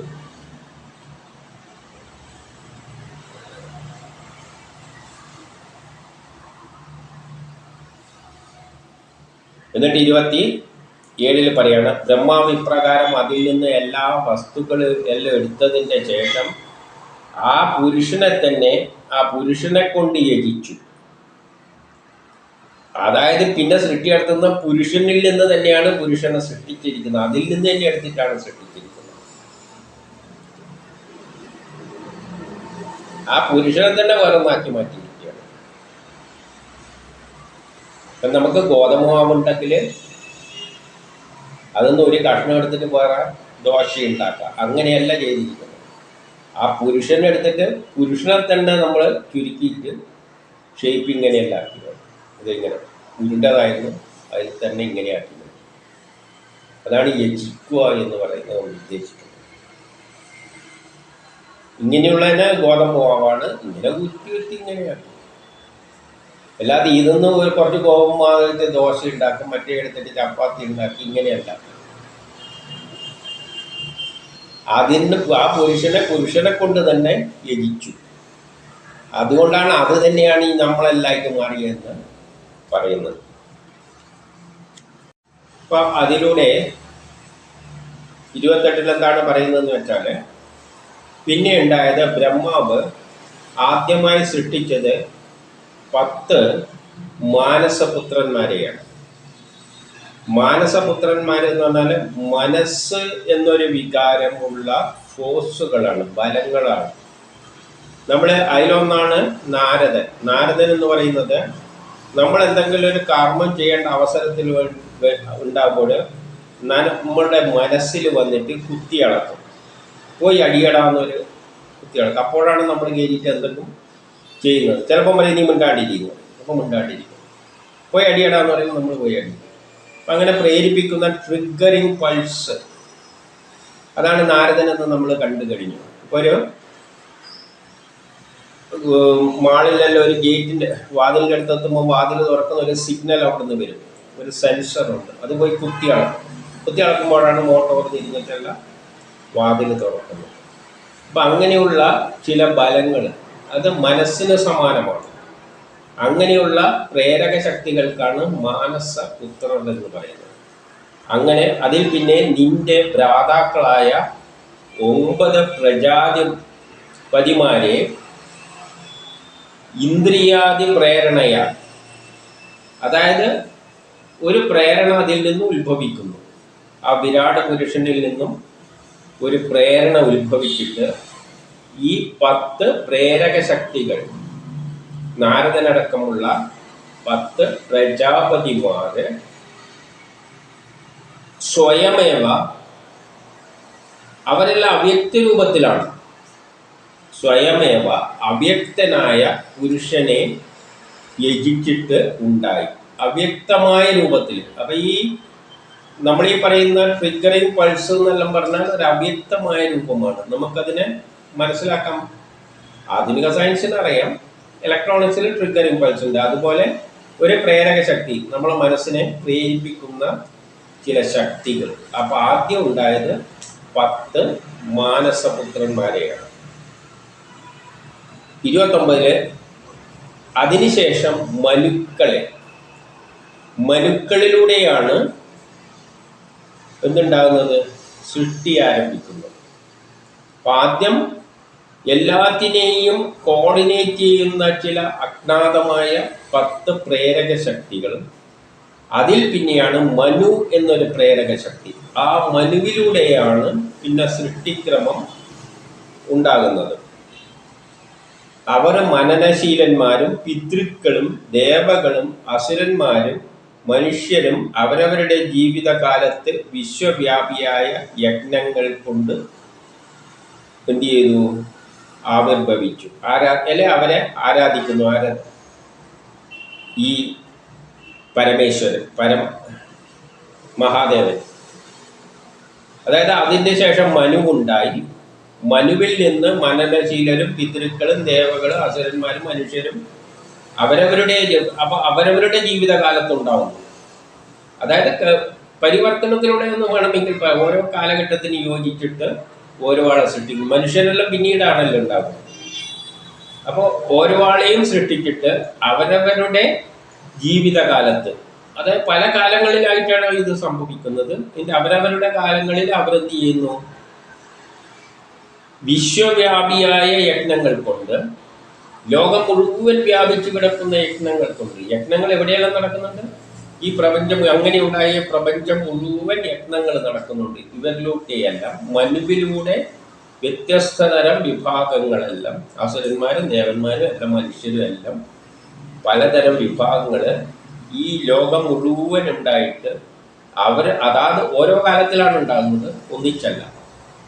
എന്നിട്ട് അവരവരുടെ കർമ്മങ്ങൾ കൊണ്ട് ആ ദേവനെ എന്ത് ചെയ്യുന്നു?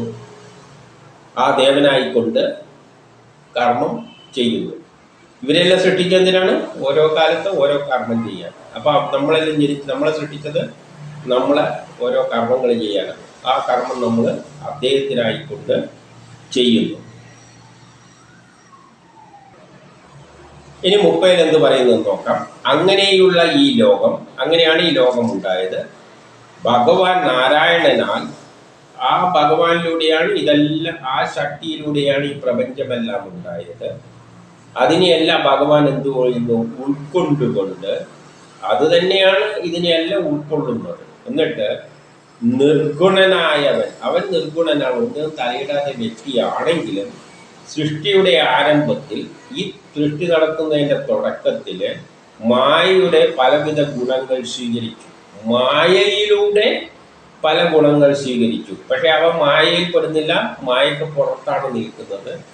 അദ്ദേഹം ഒരു മായാലോകം ഉണ്ടാക്കിയിട്ട് അതിൻ്റെ അകത്ത് പല ഗുണങ്ങൾ സൃഷ്ടിച്ചു. മായ എന്ന് പറയുമ്പോൾ അതിൻ്റെ അകത്ത് നിൽക്കുന്നവർക്ക് ഈ ശക്തിയെ തിരിച്ചറിയാൻ പറ്റില്ല. അതായത് ഈ മായാലോകത്തിൻ്റെ ഭാഗമായ എനിക്ക് ഞാനാണ് എന്ന ചിന്ത ഉള്ളത് കൊണ്ട്, ഞാനെന്ന ചിന്ത ഉള്ള കാലത്തോളം എനിക്ക് ഈ മായക്ക് പുറത്തുള്ള ആ ശക്തിയാണ് എന്നെ കൊണ്ട് ഇത് ചെയ്യിപ്പിക്കുന്നത് എന്നുള്ള കാര്യം തിരിച്ചറിയാൻ പറ്റില്ല. അങ്ങനെ പല ഗുണങ്ങളുള്ള ജീവികളെ ഞാനെന്ന എന്നെ ഉണ്ടാക്കി, അവനെന്ന അവനെ ഉണ്ടാക്കി, പട്ടിയാക്കി, പൂച്ചയാക്കി, എല്ലാത്തിലും ഞാനെന്ന ഒരു രൂപം അത് സ്വീകരിച്ചുകൊണ്ട് അവരവർക്ക് ചെയ്യുന്ന മാതിരി ചെയ്യിപ്പിക്കുകയാണ്. ഇതെല്ലാം ചെയ്യിക്കുന്നത് ഈ മായയുടെ പുറത്തുള്ള ആ ഭഗവാനാണെന്ന് നമുക്കൊന്നും അറിയുന്നില്ല. 31 പറയുന്നു, അങ്ങനെ ആ ഭഗവാനാൽ നിയോഗിക്കപ്പെട്ട ആ ഭഗവാൻ തന്നെയാണ് എന്നെയും ശിവനെയും വിഷ്ണുവിനെയും നിയോഗിച്ചിരിക്കുന്നത്. ആ ഭഗവാനാൽ നിയോഗിക്കപ്പെട്ടതാണ് നമ്മൾ. ആ ഭഗവാൻ പറയുന്ന അനുസരിച്ച് ചെയ്യാനാണ് നമ്മളും ബാധ്യസ്ഥർ. നമുക്കും ആ ഭഗവാനെ തിരിച്ചറിയാൻ പറ്റില്ല. നമ്മൾ ആർക്ക്? ഈ ബ്രഹ്മാവിൻ്റെ ഉള്ളിലും ഞാനെന്നൊരു ചിന്ത ഉണ്ടാക്കി വെച്ചിട്ടുണ്ട്. വിഷ്ണുവിൻ്റെ ഉള്ളിലും ഞാനെന്നൊരു ചിന്ത ഉണ്ടാക്കിയിട്ടുണ്ട്. ശിവന്റെ ഉള്ളിലും ഞാനെന്നൊരു ചിന്ത ഉണ്ടാക്കിയിട്ടുണ്ട്. എന്നിട്ട് അവരെ കൊണ്ട് ആ ഭഗവാനാൽ നിയോഗിക്കപ്പെട്ട ഞാൻ, അതായത് ബ്രഹ്മാവ്, ലോകം സൃഷ്ടിച്ചുകൊണ്ടിരിക്കുന്നു. എനിക്ക് വേണ്ടി എന്ന നിലയിൽ ബ്രഹ്മാവ് ലോകം സൃഷ്ടിക്കുന്നു. ശിവൻ അതിനെ ആവശ്യം കഴിയുമ്പോൾ നശിപ്പിക്കുന്നു. വിഷ്ണു അതിനെ സ്വയം പരിപാലിക്കുന്നു. ഞാൻ എന്ത് ചെയ്യുന്നു? ഞാൻ എന്ന നിലയിൽ എൻ്റെ കർമ്മവും ഇപ്പോൾ യൂട്യൂബിലോട്ട് അപ്ലോഡ് ചെയ്യുന്നു. അതായത് ഞാനായാലും വിഷ്ണു ആയാലും പരിപാലിക്കുന്ന ശക്തിയായാലും ബ്രഹ്മാവായാലും സൃഷ്ടിക്കുന്ന ശക്തിയായാലും അത് പറഞ്ഞേൽപ്പിച്ച ജോലിയല്ലാതെ ഒന്നും ചെയ്യാൻ പറ്റില്ല. നമ്മൾ പരസ്പരം അങ്ങോട്ടും ഇങ്ങോട്ടും പൂജിച്ചിട്ടൊന്നും ഒരു കാര്യമില്ല. അവരവരല്ല, അവരവർക്കുള്ള വിധിച്ച കർമ്മങ്ങൾ ചെയ്തുകൊണ്ട് പോവുകയാണ്. അപ്പോൾ ഇവർക്കൊന്നും ഇതിൻ്റെ എല്ലാം കൺട്രോൾ എവിടെ കിടക്കുകയാണ്? മായക്ക് പുറത്തുള്ള ആ മഹാദേവനിൽ കിടക്കുകയാണ്. എന്നിട്ട് 32 പറയാണ്, അങ്ങനെ നീ ചോദിച്ചതിനുള്ള ഉത്തരം, നാരദൻ ചോദിച്ചതിനുള്ള ഉത്തരം ഞാൻ പറഞ്ഞു കഴിഞ്ഞു. കാര്യരൂപത്തിലാണെങ്കിലും കാരണരൂപത്തിലാണെങ്കിലും എന്തെല്ലാം ഇവിടെ ഉണ്ടായിട്ടുണ്ടോ അതൊന്നും ഭഗവാനിൽ നിന്ന് അന്യമായിട്ടുള്ളതല്ല. ഇതാണ് നമ്മൾ മനസ്സിലാക്കേണ്ട അടിസ്ഥാന തത്വം. പറഞ്ഞു തന്നെ പോവുകയാണ്. നമ്മൾ കൊണ്ട് അതാണ് ചെയ്യിപ്പിക്കുന്നത്. നമ്മൾ വെറുതെ ടെൻഷൻ അടിക്കണ്ട, അത് പോന്ന വരിയെ പോകുള്ളൂ. നമ്മൾ ആരോട് പ്രാർത്ഥിച്ചിട്ട് ഒരു ചുക്കുമില്ല, ഒന്നും കിട്ടാൻ പോകുന്നില്ല. നമ്മൾ നമ്മളെ ജോലി ചെയ്തിട്ട് അതാണ് ജയിക്കുന്നതെന്നുള്ള ഇതിൽ നമ്മൾ മിണ്ടാണ്ടങ്ങ് ചെയ്തു കൊടുത്തേക്കും, ടെൻഷനും ഇല്ല. ഇനി 33 എന്നിട്ട് ബ്രഹ്മാവ് തന്നെ പറയുകയാണ്, ഞാൻ ഈ പറഞ്ഞ കാര്യം എൻ്റെ ഹൃദയത്തിൽ ശ്രീഹരിയെ ഞാൻ എപ്പോഴും സ്മരിക്കുന്നത് കൊണ്ട്, അതായത് ആ കക്ഷി എൻ്റെ ഹൃദയത്തിൽ ചെയ്യുന്നതുകൊണ്ട് അതാണ് എന്നെ കൊണ്ട് ഇതെല്ലാം ചെയ്യിക്കുന്നത് എന്ന സത്യം അറിഞ്ഞുകൊണ്ട് ചെയ്യുന്നതിനാൽ എൻ്റെ വാക്കും മനസ്സും സത്യം എപ്പോഴും സത്യമായിരിക്കും. എൻ്റെ മനസ്സും വാക്കും ഞാനെന്താ പറയുന്നത് സത്യമേ ആയിരിക്കുന്നു. എന്തുകൊണ്ട്? അത് ആ ശക്തിയാണ് എന്നെ കൊണ്ട് പറയിപ്പിക്കുന്നത്. എൻ്റെ മനസ്സിൽ തോന്നിക്കുന്നത് ആ ശക്തിയാണ്. അതുകൊണ്ട് അത് അസത്യമൊന്നുമല്ല, അത് തന്നെയാണ് എന്നെ കൊണ്ട് എല്ലാം ജീവിക്കുന്നത്. അത് സത്യമേ, അതാണ്, അത് തീരുമാനിക്കുന്നതാണ് സത്യം. പിന്നെയോ ഇന്ദ്രിയങ്ങൾ അസാമാർഗത്തിൽ പെടുകയില്ല. ആ ചിന്ത എൻ്റെ മനസ്സിൽ ഉള്ളിടത്തോളം കാലം എൻ്റെ ഇന്ദ്രിയങ്ങളും തെറ്റായതിൽ പോവില്ല. അതായത് ബ്രഹ്മാവിൻ്റെ പ്രത്യേകത, ബ്രഹ്മാവല്ല അതാണ് ചെയ്യുന്നതെന്നുള്ള ചിന്ത മനസ്സിൽ വെച്ചുകൊണ്ട് ചെയ്യുന്നു. അപ്പോൾ അതെന്ത് ചെയ്താലും സത്യമായിരിക്കും, അല്ലാതെ അതിനു വേണ്ടി ചെയ്യുന്നില്ല. എന്നിട്ട് 34 പറയുന്നു, വേദസ്വരൂപനും ഞാൻ വേദങ്ങളുടെ സ്വരൂപം. അതായത് അതൊരു ശക്തിയാണ്. ആ വേദങ്ങളുടെ സയൻസിൻ്റെ പിന്നിൽ ഒരു സയൻസ് തത്വമാണ്. ഞാൻ വേദസ്വരൂപനും തത്വസ്വരൂപനും. തത്വങ്ങളുടെ അടിസ്ഥാനത്തിലാണ് ഈ സൃഷ്ടിയെല്ലാം നടക്കുന്നതിന് ചില സയൻസിൻ്റെ ഇലക്ട്രോണും പ്രോട്ടോണുമായിട്ട് കൂടിച്ചേർന്ന് ആറ്റം ഉണ്ടാകുന്നു. ഇതെല്ലാം ഒരു സയൻസ് തത്വത്തിൻ്റെ അനുസരിച്ചാണ് നടക്കുന്നത്. അപ്പോൾ ആ സൃഷ്ടി എന്നത് ഒരു സയൻസ് തത്വത്തിൻ്റെ അടിസ്ഥാനത്തിലാണ് നടക്കുന്നത്. ആ സയൻസ് തത്വത്തിൻ്റെ പിന്നിലുള്ള ശക്തിയാണ് ബ്രഹ്മാവ്. അപ്പം ബ്രഹ്മാവ് എന്ന് പറയുന്നത് വേദസ്വരൂപനാണ്, തത്വസ്വരൂപനാണ്, പ്രജാതിമാരുടെ സംപൂജ്യനുമാണ്. ഞാൻ സമർത്ഥമായ യോഗ സാധനങ്ങളും അതിൻ്റെ അടിസ്ഥാനത്തിലാണ് ഞാൻ എല്ലാം ബ്രഹ്മമാണ് എന്ന നിലയിൽ മനസ്സിലാക്കിക്കൊണ്ട് തന്നെ ആ ബ്രഹ്മവുമായിട്ട് ചേർന്ന് നിന്നുകൊണ്ട് തന്നെയാണ് എല്ലാ കർമ്മങ്ങളും അനുഷ്ഠിക്കുന്നതെങ്കിൽ കൂടി എൻ്റെ ജനനം ആരിൽ നിന്നാണെന്ന് ഞാൻ അറിഞ്ഞില്ല. ഞാൻ എവിടെ നിന്നാണ് ജനിച്ചതെന്നുള്ള കാര്യം എനിക്കറിയാൻ പറ്റിയില്ല. എന്നിട്ട് 35 ബ്രഹ്മാവ് പറയുകയാണ്, ശരണാഗതർക്ക് സംസാര ബന്ധത്തെ ഛേദിക്കുന്നത്. ആരെങ്കിലും ശരണം പ്രാപിച്ചു കഴിഞ്ഞാൽ ആ ബന്ധത്തെ മുറിച്ചിട്ട് ബ്രഹ്മസാക്ഷാത്കാരം നേടും. നമുക്കെല്ലാം ബ്രഹ്മസാക്ഷാത്കാരം പോയി നേടാം, നിർഗുണാവസ്ഥ. പക്ഷേ ബ്രഹ്മാവിന് അത് പറ്റില്ല. എന്തുകൊണ്ട്? ബ്രഹ്മാവിനുടെ ജോലി ലോകാവസാനം വരെയുള്ള ജോലിയുണ്ട്, വിഷ്ണുവിനും പറ്റില്ല. അപ്പം ശരണാഗതർക്ക് സംസാര ബന്ധത്തെ ഛേദിക്കുന്നവരും കല്യാണകാരിയും ശുഭാത്മാവക്കന്മാരുമായ ആ ഭഗവാന്റെ തൃപ്പാദത്തിൽ, എല്ലാ ആത്മാക്കളുടെയും ശുഭഭാവമായ ആ ഭഗവാന്റെ തൃപ്പാദത്തിൽ ഞാൻ നമസ്കരിക്കുന്നു. എല്ലാ ആത്മാക്കളുടെയും, ആത്മാവെന്ന് പറഞ്ഞാൽ ശുദ്ധമാണ്, ആ ബ്രഹ്മം തീരുമാനിച്ച പ്ലാനാണ്. അപ്പം ആ ശുദ്ധാത്മാവായ ബ്രഹ്മാവല്ല ഭഗവാന്റെ തൃപ്പാദങ്ങളിൽ ഞാൻ നമസ്കരിക്കുന്നു. ഏതിന്? ആരെങ്കിലും അദ്ദേഹത്തെ ശരണം പ്രാപിച്ചുകൊണ്ട് സംസാര സാഗരത്തെ മറികടക്കാൻ സാധിക്കുന്നുവോ ആ ശക്തിവിശേഷത്തെ ഞാൻ നമിക്കുന്നു. പക്ഷെ ഇങ്ങേർക്ക് അത് പറ്റൂല. കാരണം എന്തുകൊണ്ട്? ഇദ്ദേഹം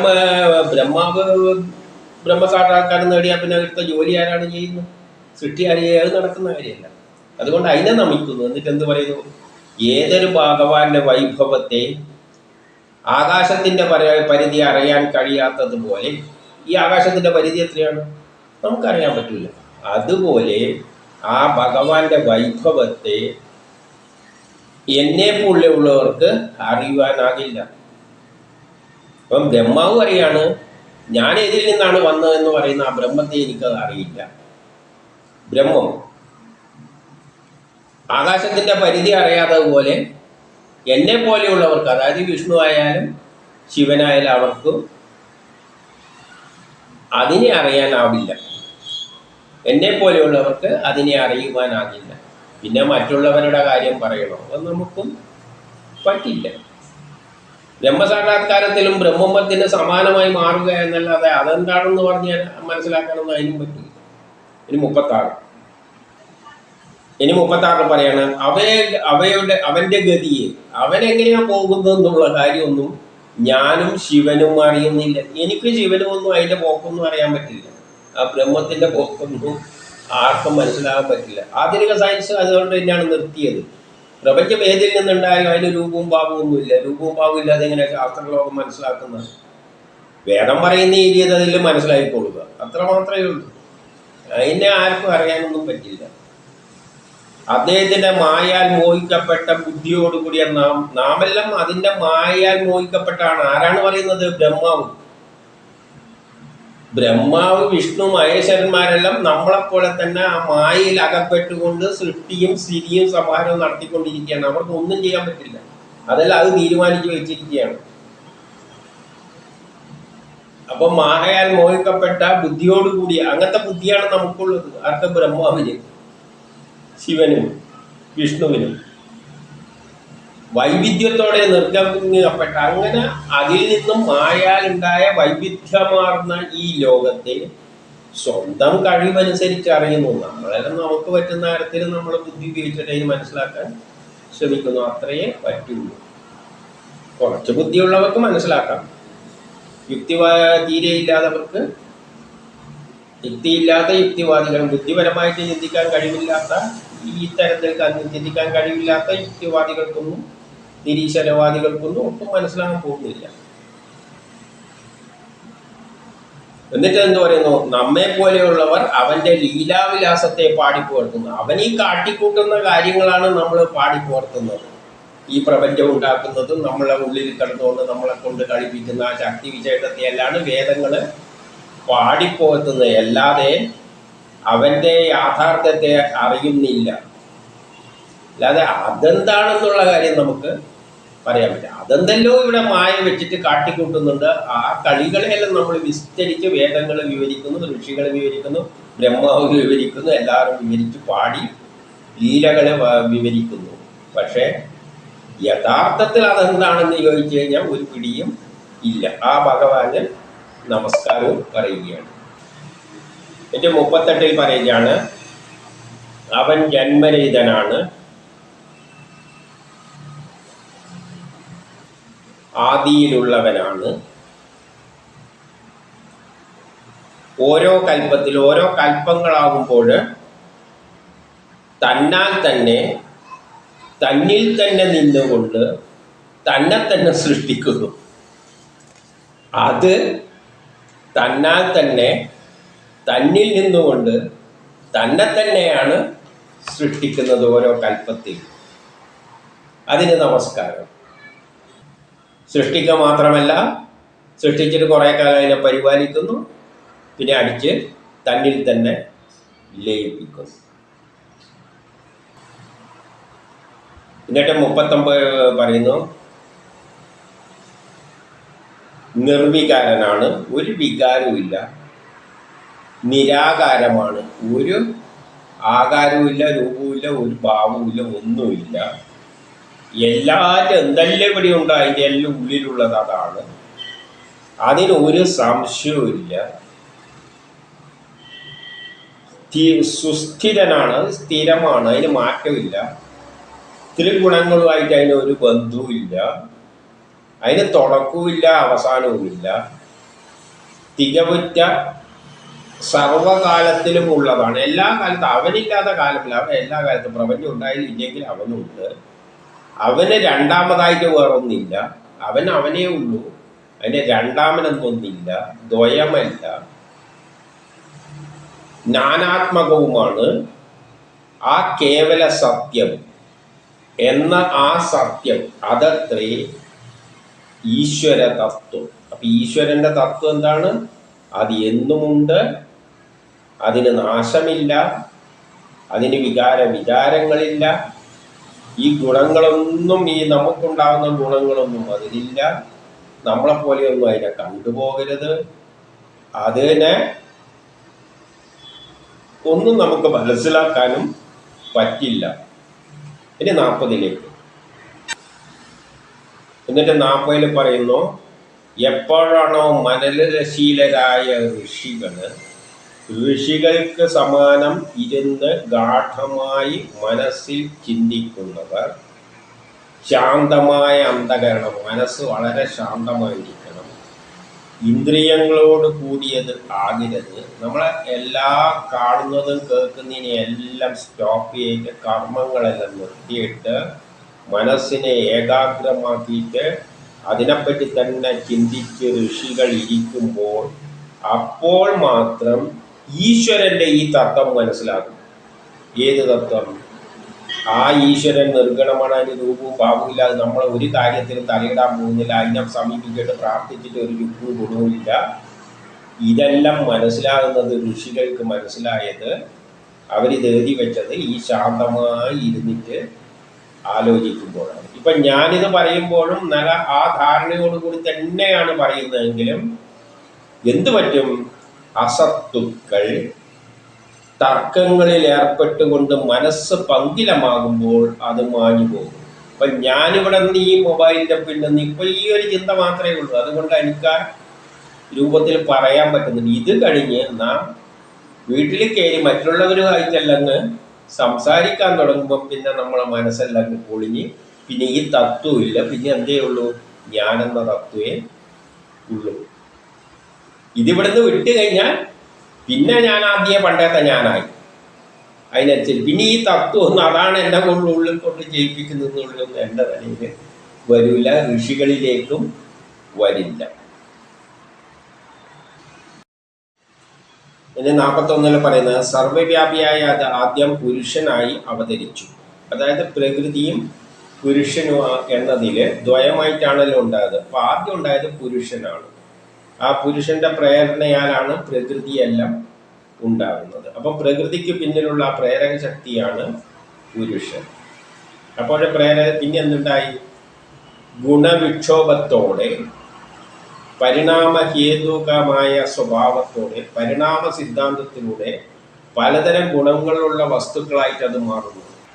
വ്യത്യസ്തതരം വസ്തുക്കളായിട്ട് അത് സ്വയം മാറുകയാണ് കാലത്തിന് അനുസരിച്ച്, പരിണാമത്തിലൂടെ.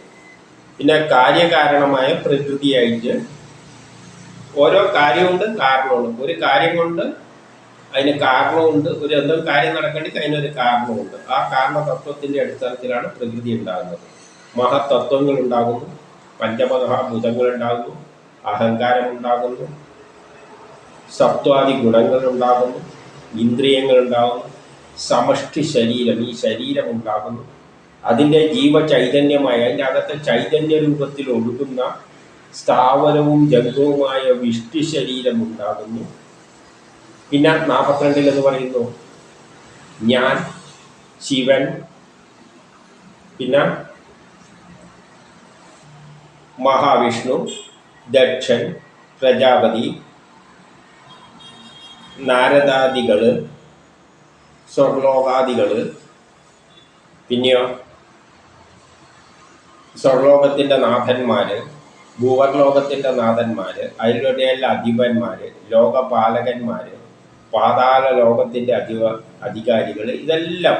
പിന്നെ 43 എന്ന് പറയുന്നു, ഗന്ധർവന്മാർ, വിദ്യാധരന്മാർ, ചാരണന്മാർ എന്നിവരും അവരുടെ അധിപതികളും, യക്ഷൻ, രാക്ഷസൻ, ഇഴജന്തുക്കൾ, ഇവയും അവയുടെ അധിപതികളും അധിപന്മാരും, ഋഷികൾ, പിതൃക്കൾ, പിന്നെ ശ്രേഷ്ഠന്മാരായവര്, സിദ്ധാധിപന്മാര്, പ്രേതപിശാചുക്കൾ, ഭൂതം,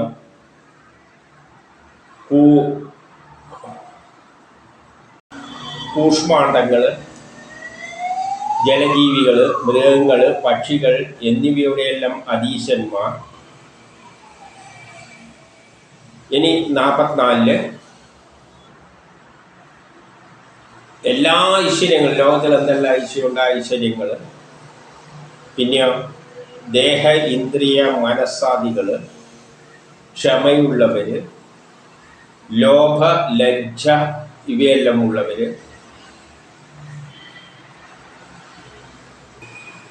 ഈ ലോകത്തിലുള്ള സമ്പത്ത്, ബുദ്ധി മുതലായവർ.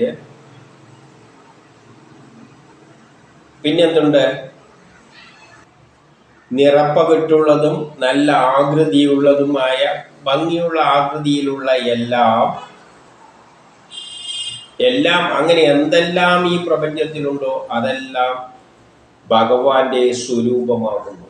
ഭഗവാൻ തന്നെയാണ് ഇങ്ങനെ പ്രപഞ്ചത്തിൽ എന്തെല്ലാം ഭംഗിയുള്ളത്, കാണാൻ കൊള്ളാവുന്നതും അത് നമുക്ക് കാണാൻ കൊള്ളാവുന്നതായിട്ട് തോന്നും, ചിലത് നമുക്ക് ഉപയോഗമുള്ളതായിട്ട് തോന്നും, ചിലത് നമുക്ക് ദ്രോഹകരമായിട്ട് തോന്നുന്നത്. അപ്പം നല്ലതായാലും മോശമായാലും നമ്മളെ സംബന്ധിച്ചിടത്തോളം നല്ലത് മോശമല്ല.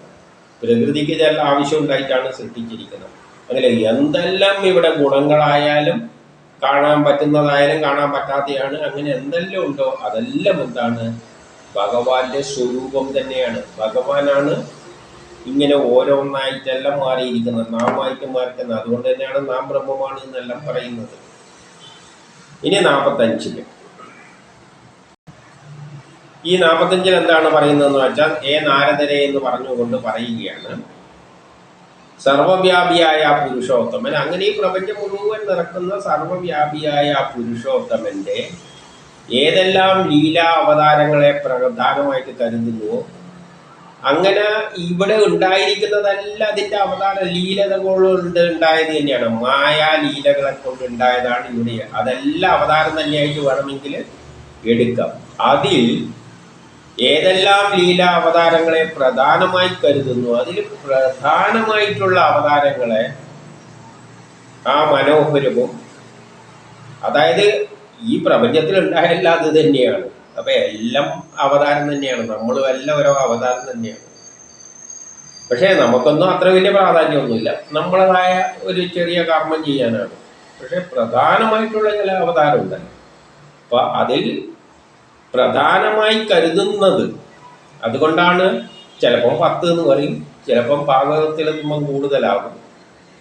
അപ്പം ആ അവതാരങ്ങളെ അത് വളരെ മനോഹരമാണ്, കർണമാലിന്യം ഇല്ലാതാക്കുന്നതാണ്. അത് കേട്ട് കഴിഞ്ഞാൽ നിങ്ങളെ മനസ്സ് ശുദ്ധമാകും, മാലിന്യെല്ലാം നീങ്ങും.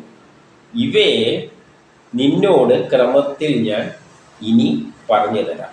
ഇനി ഇങ്ങനെ എന്താണ് ആ ബ്രഹ്മം അല്ലെങ്കിൽ ആ മഹാദേവൻ